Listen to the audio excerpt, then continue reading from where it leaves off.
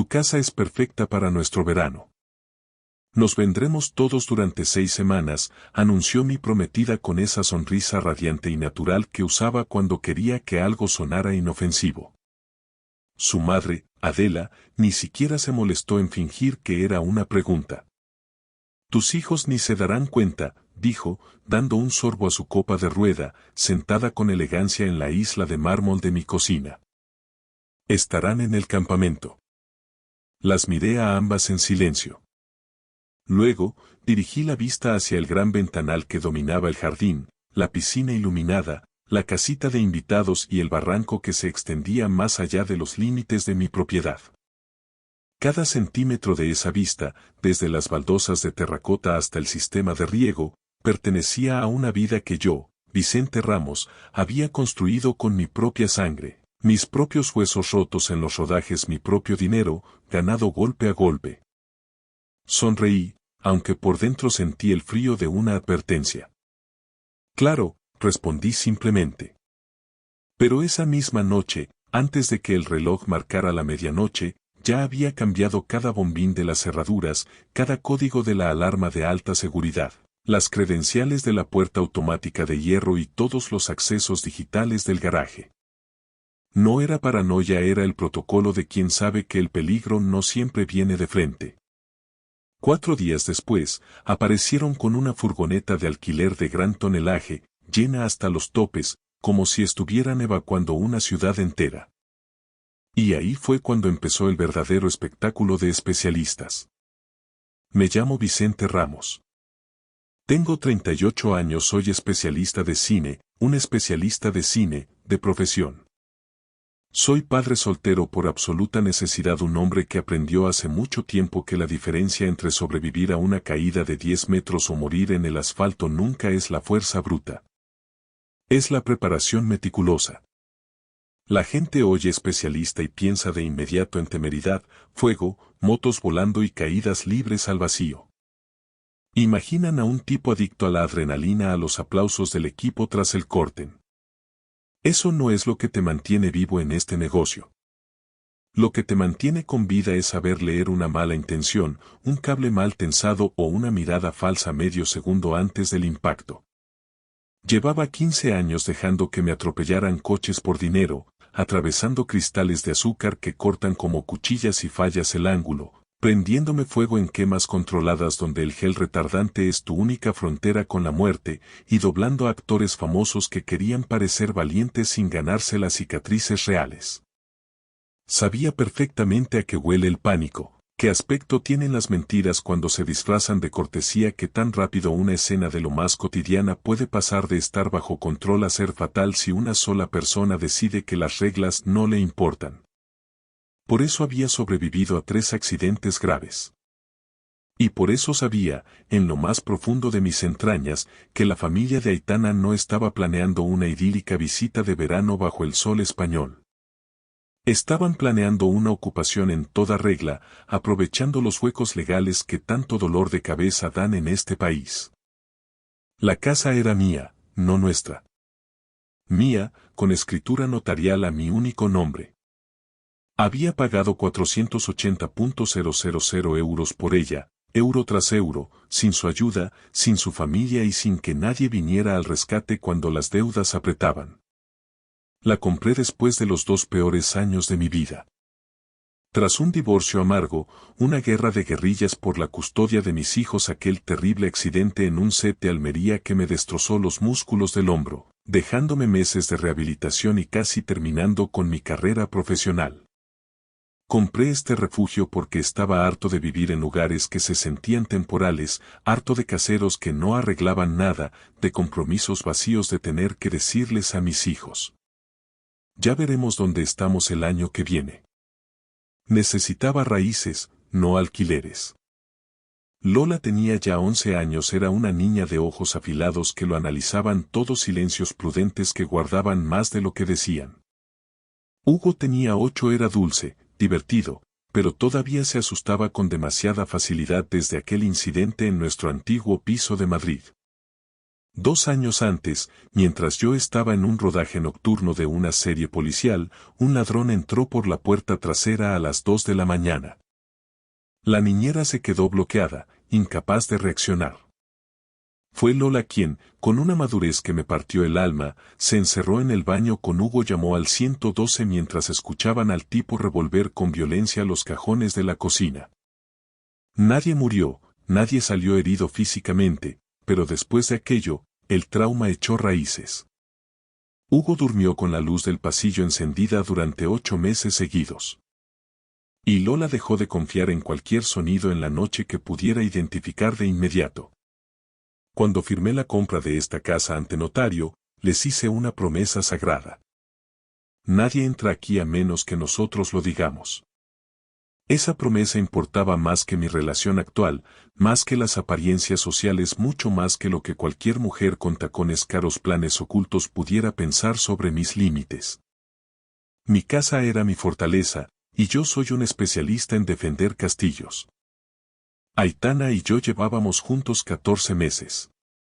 Al principio, su presencia en mi vida fue como un alivio necesario, un bálsamo tras años de tensión.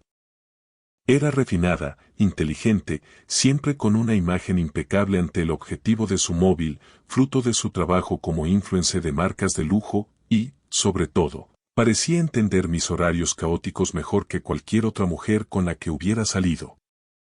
Su habilidad para encandilar a cualquiera en menos de 2 minutos era asombrosa. Tenía ese don de hacer que un favor interesado pareciera un regalo generoso. También parecía haber encajado con mis hijos.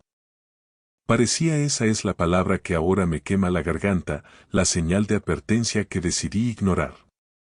Durante los primeros meses, interpretó su papel con una precisión de actriz de método. Le trajo a Hugo un camión teledirigido de gama alta. Elogió con entusiasmo los dibujos de Lola, tratándola como a una artista incipiente. Me decía constantemente cuánto admiraba que hubiera sido capaz de construir una vida tan sólida y estable después de todo el barro que me había tocado tragar. A veces, pasaba la punta de sus dedos por la gran cicatriz de mi antebrazo y susurraba: «Eres el único hombre que conozco que realmente sabe cómo proteger a su gente». Y yo la creí. La soledad, cuando se mezcla con el cansancio, vuelve estúpidos incluso a los hombres más curtidos.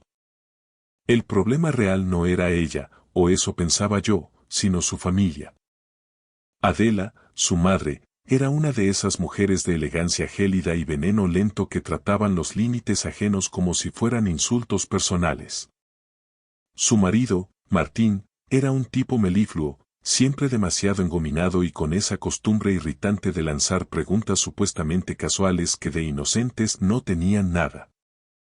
¿Por cuánto te sale el IBI de una parcela así, Vicente?, preguntaba mientras escudriñaba las molduras del techo.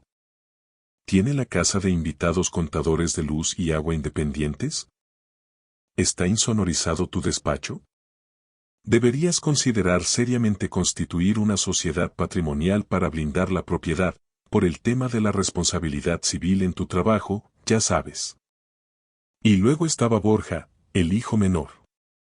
Un parásito con el bronceado permanente de quien no ha trabajado un día en su vida, carillas de porcelana demasiado blancas en los dientes, mocasines de marca sin calcetines y el apetito voraz de un hombre que jamás ha aceptado un no por respuesta.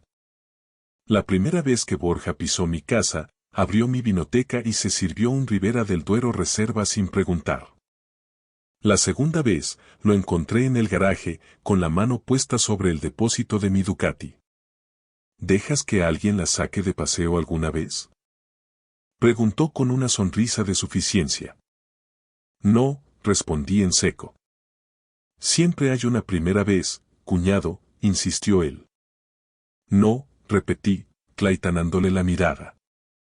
Aitana soltó una risita nerviosa, diciendo que yo era adorablemente posesivo. Adela me tildó de intenso y Martín sentenció que ser protector era una virtud. Siempre que fuera con moderación. Con moderación. Así es como esa clase de gente habla de los límites. Como si fueran un condimento que se puede ajustar según su propia conveniencia. La verdadera grieta en el decorado se abrió una tarde cualquiera, porque a Lola se le olvidó su carpeta de dibujos en el coche de Aitana. Ella estaba arriba, dándose una ducha rápida antes de un evento de una firma de cosméticos. Salí al camino de entrada para recuperar la carpeta del asiento del copiloto. Al inclinarme, vi su tableta sobre la consola central. La pantalla se iluminó con la notificación de un nuevo mensaje de WhatsApp. Adela. Dile que 6 semanas como mínimo. 2 no serán suficientes para instalarnos del todo. Debería haberme dado la vuelta y haber respetado su privacidad. No lo hice. Mi instinto de supervivencia, ese que me avisa antes de que un cable de seguridad se rompa, tomó el mando. La tableta no tenía código de bloqueo. Con un solo toque, se abrió un chat de grupo familiar titulado con una desfachatez hiriente. Verano en lo de Vicente. Sentí como el pulgar se me quedaba frío contra el cristal de la pantalla mientras leía. Borja. La casa de invitados para mí, ¿vale? Necesito privacidad para mis llamadas y mis cosas. Adela. La casa principal para nosotros. Cambiaremos la disposición de los muebles una vez estemos dentro. Martín necesita espacio. Martín. ¿Y sus hijos?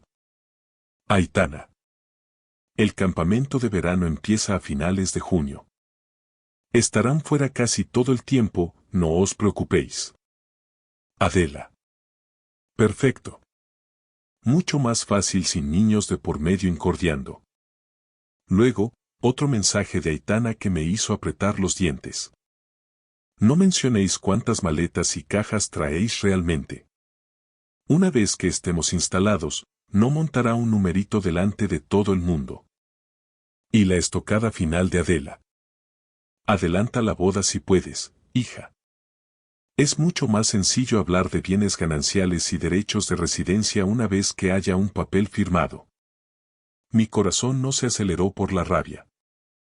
Al contrario, se ralentizó, volviéndose frío y preciso, como ocurre justo antes de realizar una maniobra de riesgo en el set. Seguí leyendo con una calma quirúrgica. Hablaban de redecorar mi dormitorio, de quedarse con mi despacho personal porque era el que mejor señal de Wi-Fi tenía, y de invitar a sus amistades a pasar fines de semana en julio porque consideraban que mi hogar estaba desaprovechado. Adela se quejaba de que mi cocina necesitaba un laitanado de cara y Borja escribía que mi casa estaba básicamente vacía durante los meses de calor. Entonces Martín escribió algo que me erizó el vello de la nuca. Pídele que deje la puerta del despacho abierta. Que no lo haga raro con las llaves. Mi despacho no era solo un lugar de trabajo. Contenía una caja fuerte empotrada. Y no guardaba en ella dinero en metálico ni relojes de lujo. Guardaba justicia.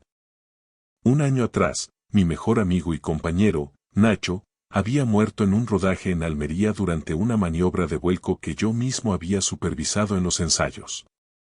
Oficialmente, el informe decía que fue un fallo imprevisible del equipo. Extraoficialmente, varios de nosotros sabíamos que la productora había escatimado en las medidas de seguridad y que, tras el accidente, alteraron los registros de mantenimiento para laitanarse las manos. La viuda de Nacho estaba preparando una demanda civil contra esos gigantes de la industria.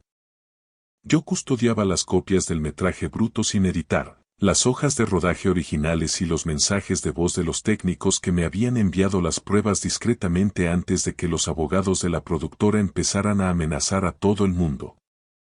Solo un puñado de personas en el mundo sabía que yo era el guardián de ese material. Aitana era una de ellas.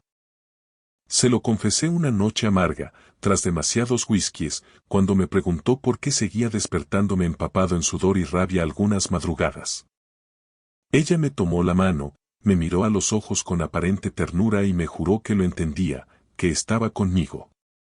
Y ahora, su padrastro quería que dejara la puerta del despacho abierta. Para que no fuera raro. Dejé la tableta exactamente donde la había encontrado, cerré la puerta del coche con suavidad y entré en casa con la carpeta de Lola bajo el brazo, sintiendo que el hombre que amaba a Aitana acababa de morir, dejando paso al especialista que solo piensa en cómo mitigar el impacto. Dejé la tableta exactamente donde la había encontrado, recuperé la carpeta de dibujos de Lola y entré en casa con una calma que me resultaba ajena. Durante la cena, Aitana no dejó de parlotear sobre arreglos florales, fotógrafos de bodas y resorts exclusivos para una luna de miel en Maldivas. La observé mientras le pasaba la salsa de soja a Hugo con un gesto ensayado y le preguntaba a Lola por las actividades del campamento de verano. Sentí como una certeza amarga se asentaba en mi pecho. Aitana no era una víctima ingenua de los planes de su madre. Era una pieza clave del engranaje. Estaba participando activamente en la demolición de mi hogar. Esa misma noche, en cuanto los niños se quedaron profundamente dormidos, llamé a Oscar. Es un antiguo sargento de la Guardia Civil reconvertido en consultor de seguridad privada y una de las poquísimas personas en las que confío mi vida sin parpadear. Llegó a las 10:30. En el porche, bajo la luz mortecina de los faroles, le enseñé las capturas de pantalla del chat familiar. Las leyó una sola vez, en silencio, y luego me miró con esos ojos que han visto demasiadas alcantarillas. ¿Cómo de ruidoso quieres que sea esto, Vicente? Preguntó con voz grave.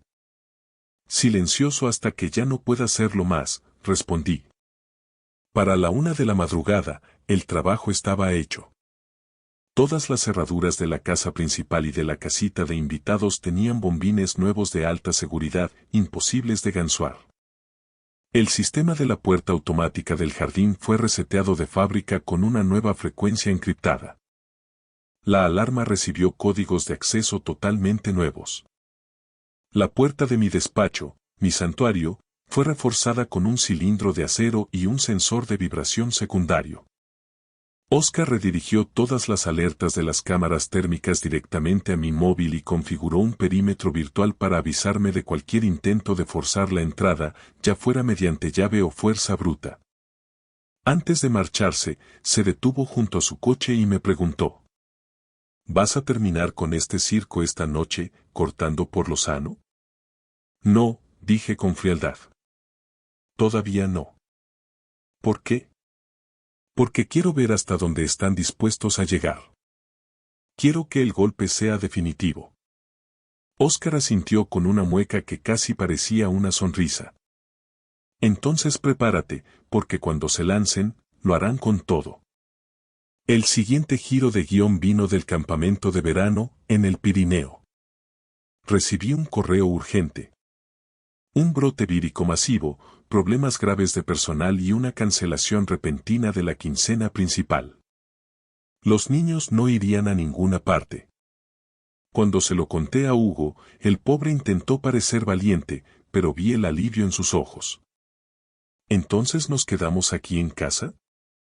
Preguntó con un hilo de voz. Os quedáis conmigo, sentencié. Los ojos de Lola se afilaron de inmediato. Ella, con esa intuición que el miedo le había otorgado, captó la anomalía antes que su hermano. No le dije nada a Aitana. Quería ver su reacción. Esa tarde, ella llegó con comida tailandesa para llevar, me dio un beso rápido en la mejilla y me preguntó, como quien no quiere la cosa, si ya había confirmado la entrega de los niños en el autobús del campamento. Le expliqué el cambio de planes y observé su rostro con la precisión de un escáner. No vi preocupación por la salud de los niños ni alegría por pasar más tiempo con ellos. Vi decepción pura. Una sombra de fastidio que ocultó tras una sonrisa forzada, pero no lo bastante rápido para que yo no la registrara. 2 noches después, Lola llamó a la puerta de mi dormitorio pasada la medianoche. Sostenía un pequeño dispositivo redondo y blanco entre 2 dedos, como si fuera un insecto venenoso. Papá, susurró con voz temblorosa, he encontrado esto en mi mochila del colegio, la que iba a llevar al campamento. Era una AirTag de Apple. Sentí como el pulso se me disparaba, no de miedo, sino de una furia gélida. ¿Dónde exactamente, Lola? Dentro del forro del bolsillo interior. Estaba medio cosido, escondido tras la etiqueta. Hugo apareció detrás de ella en el pasillo, abrazando a su lobo de peluche con fuerza. ¿Es algo malo, papá? Preguntó con los ojos muy abiertos. Mantuve la voz firme, aunque por dentro quería romper algo. Significa que alguien quería saber dónde estabais en cada momento sin decírnoslo. Lola bajó la mirada y añadió en un susurro. Aitana me ayudó a repasar la maleta ayer por la tarde. Me dijo que quería asegurarse de que no me olvidaba nada importante. Ese fue el momento exacto en el que dejé de pensar en términos de sospecha o desconfianza. Aquello era una confirmación de guerra.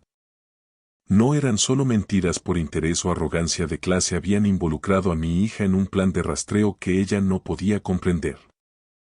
Me quedé despierto hasta el amanecer, sentado en el despacho. Ya no estaba enfadado.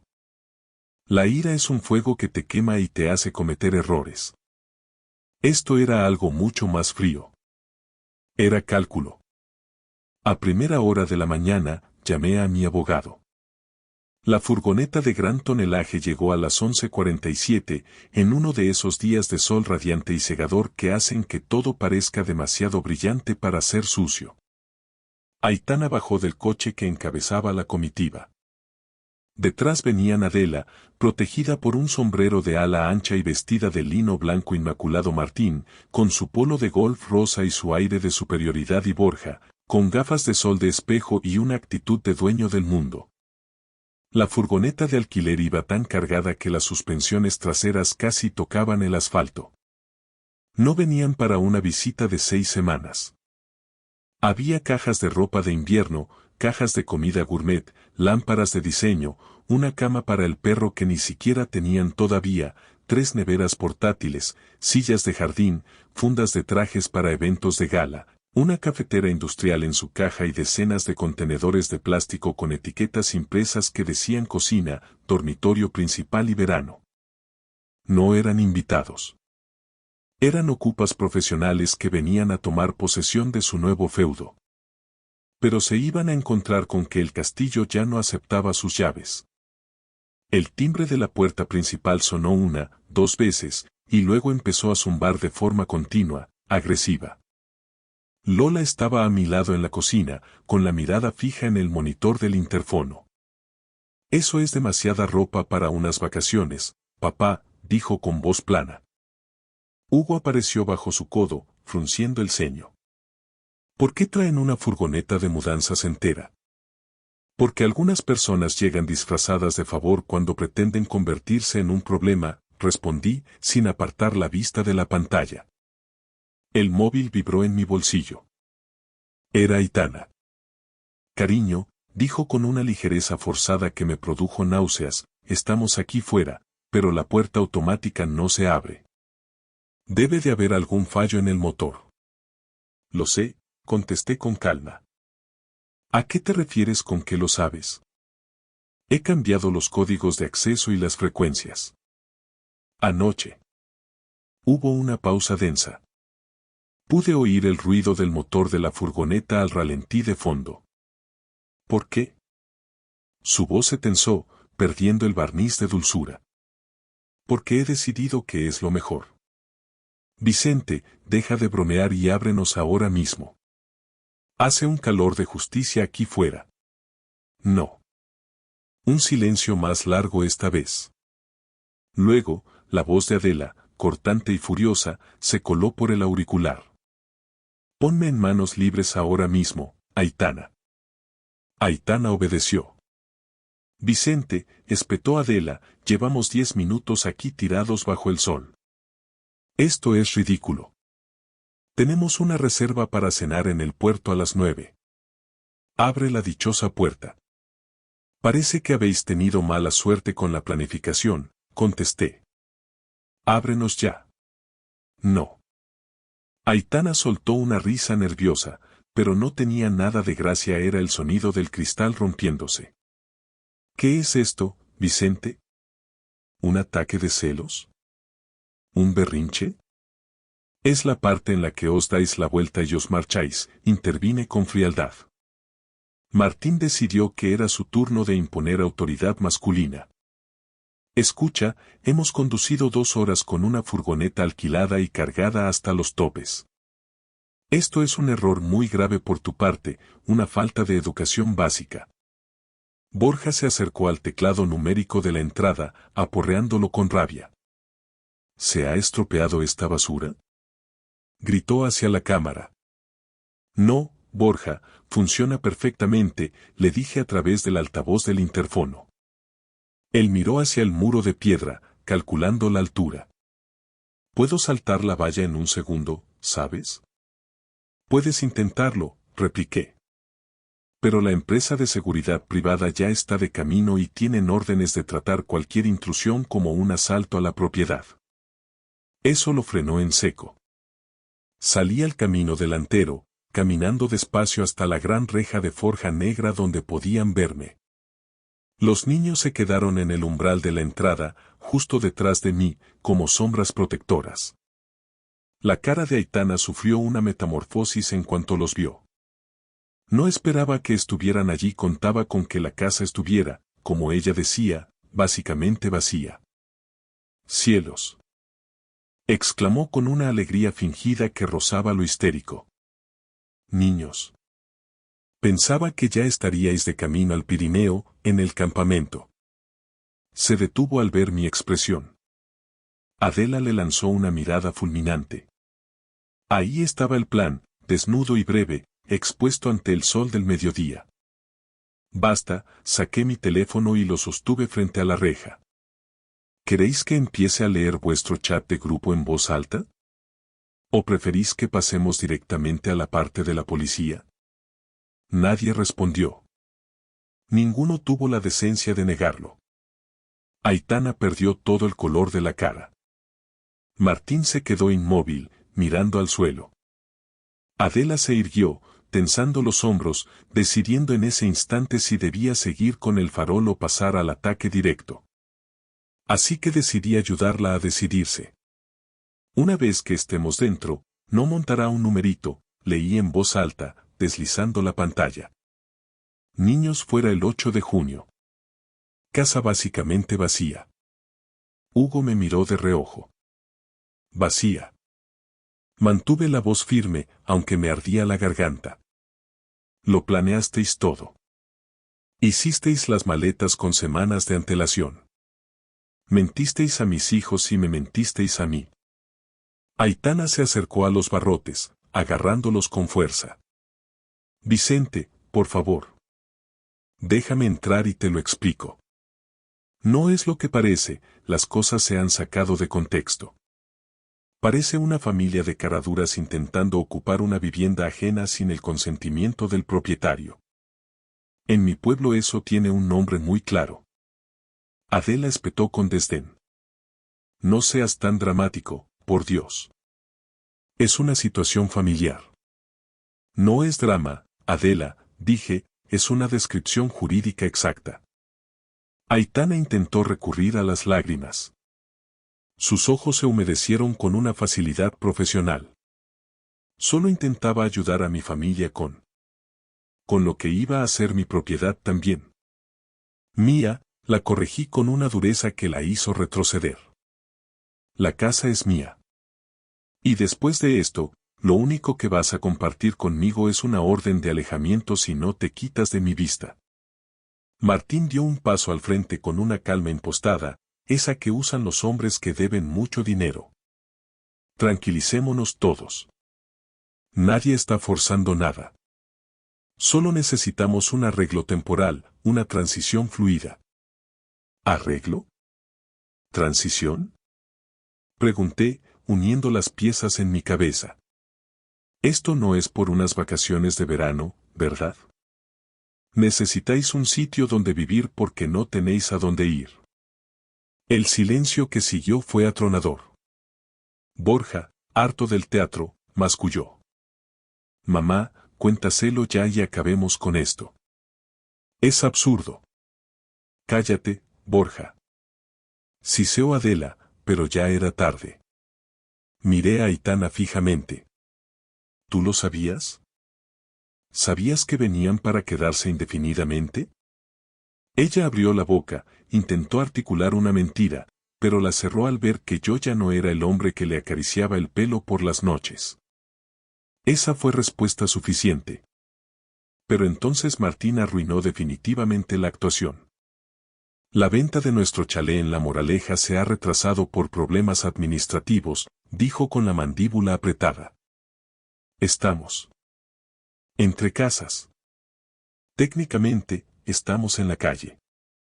Adela se volvió hacia él con los ojos inyectados en sangre. Te he dicho que te calles, Martín. Aitana los miró a ambos, confundida, con una expresión que por primera vez en meses parecía real. ¿Venta retrasada? ¿De qué hablas? Me dijiste que los trámites de la gestoría eran rutina, que queríais vender para comprar algo más pequeño y viajar. Adela no respondió. Borja soltó una carcajada amarga y seca. No hay trámites de gestoría, Aitana. Lo que hay es una orden de desahucio por ejecución hipotecaria. Perdisteis el chalet hace meses después de que la inversión de papá en aquellas naves industriales saltara por los aires. Y ahora todos actúan como si esto fuera un bonito retiro familiar en la costa, cuando en realidad somos refugiados de lujo buscando un tonto que nos mantenga. Aitana se puso blanca como el papel. Me dijisteis que solo necesitábamos 6 semanas para organizar el traslado al nuevo piso. Susurró, mirando a su madre. Adela levantó la barbilla con una soberbia patética. Y la casa de Vicente era la solución obvia. Él tiene espacio de sobra, dinero y una relación contigo. Era lo más lógico. Ahí estaba la verdad desnuda. Ni amor, ni lazo familiar, ni planes de futuro. Mi hogar era su balsa de salvamento en un naufragio financiero que ellos mismos habían provocado. La paz mental de mis hijos y mi seguridad económica eran simplemente el daño colateral necesario. Y Aitana, tanto si sabía el desastre total como si solo sospechaba una parte, había decidido que yo sería quien absorbiera el golpe. Di un paso más hacia la reja, sintiendo el peso de mis hijos a mi espalda. No. Solo eso. Sin discursos de abogado, sin gritos innecesarios. Solo un no rotundo que rebotó en las paredes de piedra. Aitana apretó las palmas contra los barrotes, desesperada. Vicente, te juro que no lo sabía todo. Me ocultaron la gravedad de la situación. Pensé que una vez que nos casáramos, todo sería más fácil de gestionar. Me reí entonces, una risa corta y amarga que me dolió en el pecho. Exactamente. Pensaste que el matrimonio convertiría el robo en gananciales. Pensaste que una firma ante notario me obligaría a cargar con vuestras deudas y vuestras mentiras. Ella se estremeció como si la hubiera golpeado. Adela recuperó el habla con un último rastro de veneno. Esto es de una crueldad innecesaria, Vicente. Somos familia, o casi. No. Cruel es llamar a la casa de un niño vacía solo porque quieres adueñarte de su piscina y de su techo para tapar vuestros fracasos. Los niños no decían nada, pero su silencio era más pesado que cualquier reproche. Entonces Lola habló, con una voz calmada que me llenó de orgullo y de tristeza a la vez. Pusiste un rastreador en mi mochila, Aitana. Me engañaste. Aitana parecía físicamente destrozada ahora. Eso fue por vuestra seguridad, Lola. Para saber que estabais bien en el campamento. No me lo dijiste, replicó la niña. No confías en nosotros. Solo querías vigilarnos. La vocecita de Hugo la siguió, cargada de una lógica infantil demoledora. Querías que nos marcháramos de nuestra propia casa para estar tú aquí con ellos. Aitana empezó a llorar de verdad. Lágrimas de quien se da cuenta de que ha perdido la partida y el tablero ha saltado por los aires. Demasiado tarde.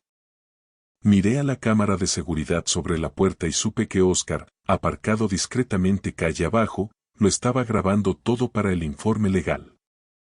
Apareció en la esquina del encuadre en el momento justo, con el móvil en la mano y una actitud profesional. Todo documentado, Vicente.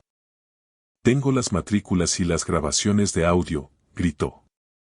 Gracias, Oscar, dije. Borja se alejó del muro, derrotado. Martín soltó un juramento entre dientes y se dirigió a la furgoneta. Adela siseó. Sube al coche, Aitana. No te rebajes más. Pero Aitana no se movía. Se quedó allí, pegada a la reja de la que un día pensó tener las llaves. Por favor, dejadme hablar con los niños. Vicente, por favor. Lola respondió por sí misma, con una firmeza que cerró cualquier puerta posible. No quiero hablar contigo. Vámonos dentro, papá. Ese fue el corte final de la escena. Aitana se encogió sobre sí misma, con una mano tapándose la boca para ahogar un sollozo. Adela la agarró de la muñeca con fuerza y la arrastró hacia el coche. Martín empezó a ladrar por teléfono, cegaramente buscando un hotel barato que aún aceptara su tarjeta de crédito. Los vi desmoronarse en la entrada de mi propiedad y no sentí triunfo, ni alegría, ni venganza. Solo sentí claridad. La misma claridad que tienes cuando evitas un accidente en el último segundo. El alivio de seguir vivo. Después de que la furgoneta desapareciera tras el recodo del camino, Hugo finalmente lloró.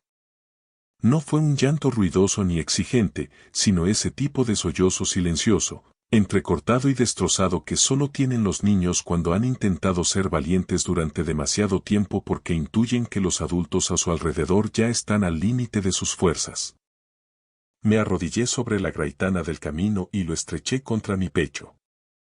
Lola se quedó a nuestro lado, rígida como una estatua de sal, con la mandíbula apretada y la mirada furiosa, luchando por contener un temblor que le recorría todo el cuerpo. Lo siento, de verdad que lo siento, les dije a ambos, con la voz quebrada. No les dejaste entrar, papá, murmuró Hugo contra mi camisa, buscando refugio. Nunca, Hugo. Jamás. Lola me clavó sus ojos afilados, buscando una verdad que no fuera dolorosa. ¿De verdad te ibas a casar con ella? Preguntó con una madurez que me heló la sangre. Respiré hondo, dejando que el aire caliente del mediodía llenara mis pulmones. Sí, Lola. Iba a hacerlo. ¿Por qué? Porque a veces la gente sabe admirar tus heridas mientras planea cómo usarlas a su favor, pensé. Porque me sentía solo tras años de batalla. Porque ser necesitado por alguien puede sonar peligrosamente parecido a ser amado. Pero, en su lugar, elegí la honestidad más cruda.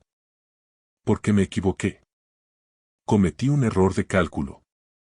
Ella lo consideró en silencio durante un segundo eterno y asintió una sola vez. Vale. Con eso me basta. Esa misma tarde, formalicé la ruptura del compromiso a través de mi abogado, enviando una notificación oficial para evitar cualquier contacto directo. Después, llamé a la viuda de Nacho. Esa conversación me dio el último giro de guión de toda esta historia podrida. Descubrí que la mala inversión de Martín no había sido algo aleatorio ni fruto de la mala suerte. Su grupo de financiación estaba estrechamente vinculado a una de las filiales de la productora involucrada en la muerte de mi amigo en Almería. Si la demanda civil prosperaba y las pruebas de negligencia salían a la luz, el entramado financiero de Martín se hundiría aún más rápido. De repente, su extraño interés por mi despacho, por mi caja fuerte y por el material que guardaba bajo llave cobró un sentido siniestro. Quizás Adela lo sabía desde el principio. Quizás Aitana también. A esas alturas, la distinción entre la maldad deliberada y el egoísmo ordinario apenas importaba. Aitana ya había fallado en todas las pruebas de lealtad que realmente contaban en mi mundo. Semanas después, el equipo legal de Julia Fuertes vino a casa para recoger las copias de seguridad de todo el material que yo custodiaba. Los brutos de cámara, los correos internos y las pruebas de la manipulación de los vehículos. Se los entregué con una satisfacción helada. Si Martín y su clan pensaban que mi hogar era un flanco débil por el que entrar para hacer desaparecer pruebas comprometedoras, se habían topado con el muro equivocado. No pasas 15 años en el cine de acción, lidiando con contratos y seguros, sin aprender a proteger la cadena de custodia tras un accidente. Demasiados compañeros muertos terminan siendo olvidados o reescritos por productoras con mejores abogados que escrúpulos. El verano cambió drásticamente después de aquel asedio fallido. Como el campamento se había cancelado, decidí rechazar 2 rodajes en el extranjero y me quedé en casa. Lola convirtió la frustración en arte y pintó un mural inmenso en la pared principal de la casa de invitados. Un cielo del desierto de tabernas de un rosa casi irreal, con montañas negras recortadas y zorros ocultos entre la maleza. Hugo, por su parte, construyó pistas de obstáculos demenciales usando churros de piscina, sillas plegables y cinta aislante. Me exigía que las recorriera cronómetro en mano, como si estuviera entrenando para la secuencia de acción más importante de mi carrera. Aprendimos a hacer masa de pizza desde cero, manchando toda la cocina de harina. Montamos a caballo al amanecer por el barranco, disfrutando del silencio de la sierra. Vimos viejas películas de cine negro durante las olas de calor y dormimos con las ventanas abiertas de par en par, confiando de nuevo en el sonido de los grillos y el zumbido suave del filtro de la piscina. La casa se sentía diferente. No era más grande, pero se sentía inexpugnable. Una tarde, mientras merendábamos tortitas en la terraza, Hugo miró a su alrededor con una sonrisa tranquila. Todavía se siente como si fuera nuestra, ¿verdad? Dejé mi café sobre la mesa y le puse una mano en el hombro. Es que es nuestra, Hugo. Solo nuestra. Lola me observó un segundo y luego esbozó la más mínima sonrisa. Eso era todo el reconocimiento que necesitaba en esta vida. Meses más tarde, coincidí con Aitana por casualidad en el bar de un hotel de Madrid, tras una mesa redonda sobre seguridad laboral en la industria cinematográfica. Se veía cansada de una forma extrañamente hermosa. Serena por fuera, impecable como siempre, pero rota por dentro. Al verme, pronunció mi nombre en un susurro. Me detuve, no por nostalgia, sino por cortesía. Te envié aquella nota porque lo sentía de verdad, dijo. Yo la había recibido a través de mi abogado semanas antes. 3 páginas de disculpas, confesiones a medias y una frase que se me había quedado grabada. Seguía diciéndome a mí misma que el egoísmo temporal no era una traición real. Lo sé, respondí escuetamente. Ella tragó saliva, evitando mi mirada. Me enteré mucho más tarde de que mi madre había consultado a un abogado experto en arrendamientos para saber qué se necesitaba para acreditar una residencia habitual y dificultar un desahucio. Te juro que no sabía que ella había llegado tan lejos. ¿Y me habrías detenido si lo hubieras sabido, Aitana? Se quedó callada el tiempo suficiente para que la honestidad, por fin, hiciera acto de presencia entre nosotros. No lo suficientemente pronto, admitió con amargura. Fue lo más sincero que me había dado en 14 meses de relación. No me perdiste por culpa de tu madre, le dije antes de marcharme. Me perdiste porque cada vez que tenías que elegir entre mi confianza y tu conveniencia, elegías la conveniencia y la etiquetabas como algo temporal. Pero en mi mundo, la confianza no tiene etiquetas de caducidad. Sus ojos se llenaron de lágrimas, pero ya no tenían poder sobre mí. Tienes razón, susurró. Y eso fue todo. Sin reencuentros dramáticos bajo la lluvia, sin segundas oportunidades imposibles, sin un último beso de despedida. Solo una mujer entendiendo, demasiado tarde, que el daño no se vuelve más pequeño ni más perdonable porque tuvieras la intención de explicarlo después de haberlo causado.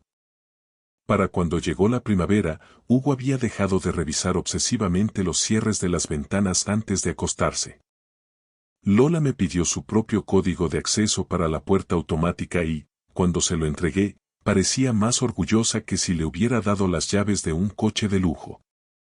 La viuda de Nacho llegó a un acuerdo millonario en su caso de negligencia. 2 ejecutivos de la productora dimitieron discretamente. El grupo de inversión de Martín quebró definitivamente, llevándose por delante lo poco que les quedaba. Adela se mudó a un piso mucho más pequeño en una zona menos glamurosa y le decía a todo el mundo que era una decisión minimalista intencionada. Borja desapareció en alguna ciudad costera, donde los hombres de su estirpe siempre piensan que la suerte volverá a sonreírles sin haber trabajado jamás por ella. Y yo me quedé con mi casa. Pero, lo que es mucho más importante, mantuve la promesa que les hice a mis hijos. La gente suele pensar que el gran momento de una historia es la confrontación final, los gritos ante la reja, la humillación del enemigo o el portazo definitivo. Pero no es así. El momento real ocurre mucho antes, en el más absoluto silencio. Ocurre cuando alguien te dice que tu hogar está disponible para el saqueo, que tus hijos son un inconveniente logístico, que tus límites son negociables según el precio. Ocurre cuando alguien intenta convertir tu amor en un chantaje emocional. El momento real es cuando ves venir el golpe y, en lugar de cerrar los ojos y esperar que falle, te mueves. Ese verano perdí a una prometida, es cierto. Pero mi hijo volvió a dormir durante las tormentas sin despertarse aterrado. Mi hija pintó cielos imposibles en las paredes de nuestra fortaleza. Y ambos aprendieron algo que ojalá yo hubiera aprendido mucho antes. Nadie, absolutamente nadie, tiene derecho a decir que tu casa está vacía mientras tú sigas defendiendo el lugar que ocupas dentro de ella. Gracias por escuchar la historia hasta el final. Dale like y deja un comentario. Suscríbete al canal y activa la campana para no perderte la próxima historia. Les deseo todo lo mejor.